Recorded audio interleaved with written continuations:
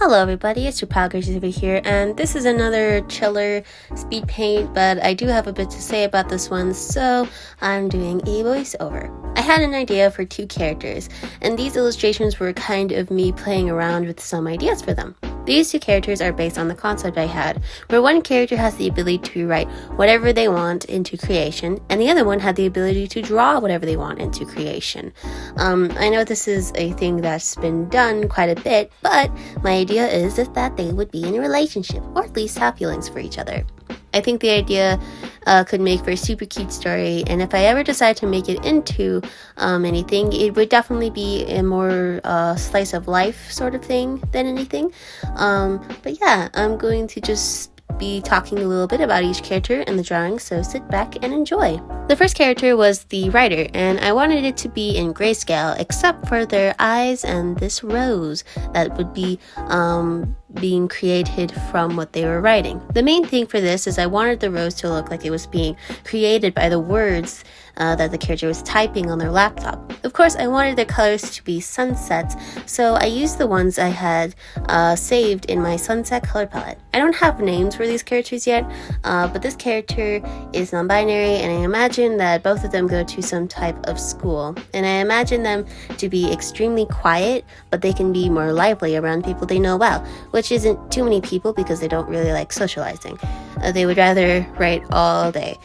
Which can be relatable. I got to the rose first after I did the line art for the character, and I painted it using the sunset colors, and I tried blending it out to make it so that it looks nice and painterly. I wanted this picture to have a more painterly feel overall, so for the line art of the character, I used the brush I use for sketching and tried not to use any normal round brush for the shading. Like I said, I wanted the only color to be in their eyes and the rose, but I also wanted them to emit light, which meant that any light would also have those colors. One thing I tried doing was adding in things in their room, like items, accessories, even stickers on their laptop to establish things about them and their story. These things included books, notes stuck to a board thing, a phone playing some music, and a stuffed teddy, which I imagine reminds them of their partner.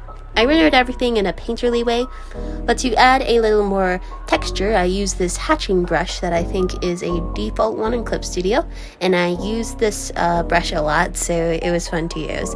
What I did for the words was write in some words using the text tool and roughly drew out the direction I wanted the words to go in, and tried to paste them in a way that looked like it was wrapping around the flower. And although I think this turned out okay, I think I'm going to play around with different ways to create this effect again in the future if I plan to draw this character. And that's pretty much it for this painting.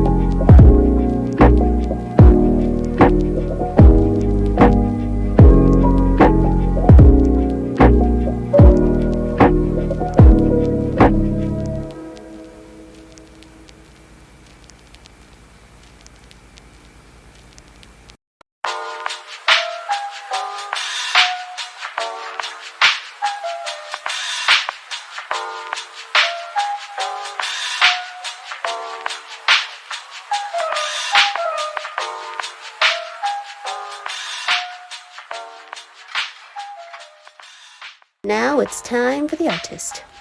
For this drawing, I wanted it to be in all sunset colors, except for the eyes and rose, which would be in grayscale. Because of this, the light wouldn't be coming from just the flower, but also the sun that's shining through the window.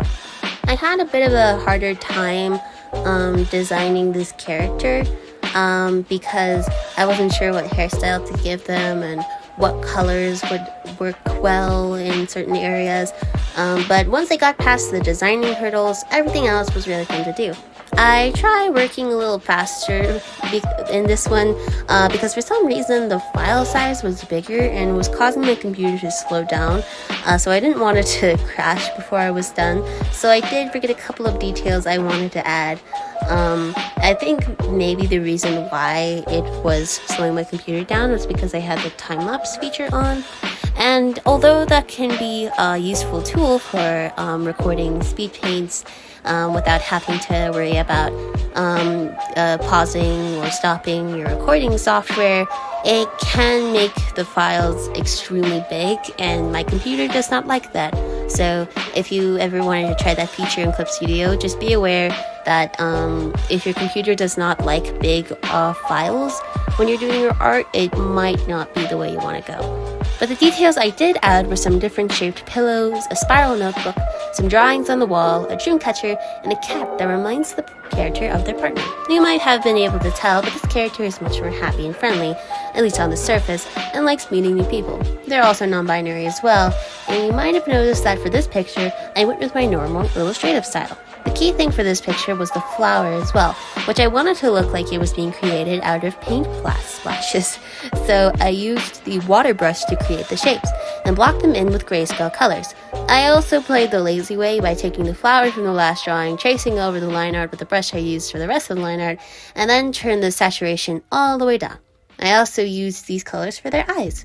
For the landscape in the window, I roughly added it in and shaded it and blurred it out to not draw too much attention to it. The biggest thing, of course, was the sky and the sun. Even though I had to work quicker with this one, I like how it turned out, and I think it's clear it's supposed to be in a pair with the last one.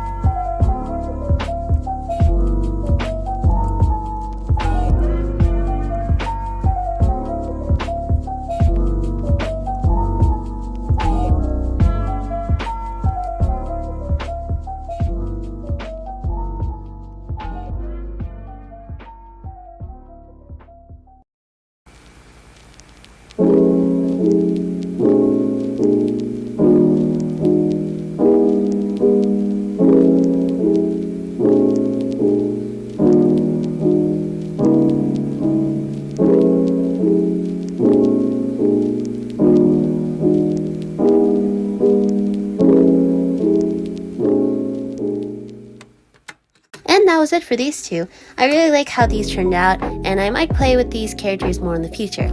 If you have any name suggestions, I would love that, because I am terrible at coming up with names. I actually have some characters that took me like a year to come up with for their names. And by the way, if you were curious why my voice sounds the way it did, I am recovering from a pretty bad illness. I think it was just a cold, but I do apologize if the way my voice sounded kind of threw you off in this video. But yeah, anyway, I hope you all have enjoyed this video. If you want to see these pictures, they're in my socials linked below, and of course I have my comics on Webtoon and Tapas. Mystery of Distearia right now is the only one, but you can read all of Lost Hearts on Webtoon as well, and like I said, I might have a third one coming out soon. So yeah, but with that, I'll see you all in the next video. Bye!